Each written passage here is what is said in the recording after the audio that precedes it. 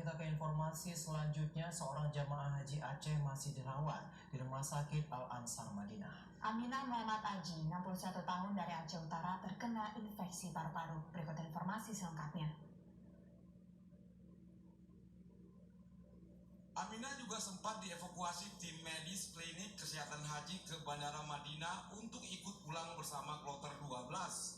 Namun tidak jadi karena masih di Rumah Sakit Al-Ansar Madinah pasca perawatan karena infeksi paru-paru.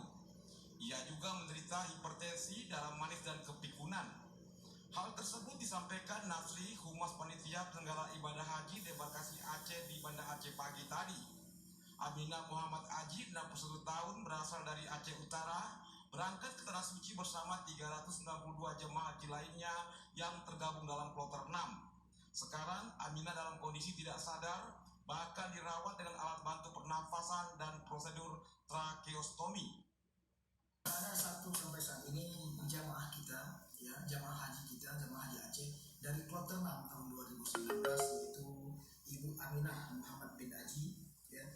Beliau masih dirawat di Rumah Sakit Al-Ansar Madinah sampai saat ini.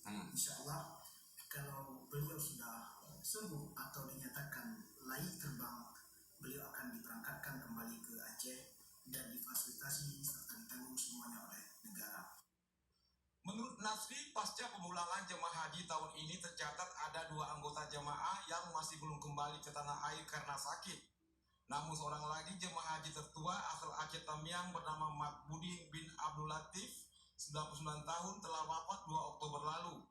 Almarhum bergabung dengan kloter 7 meninggal akibat sakit radang paru, gagal ginjal, dan jantung. Tim Liputan TVRI melaporkan.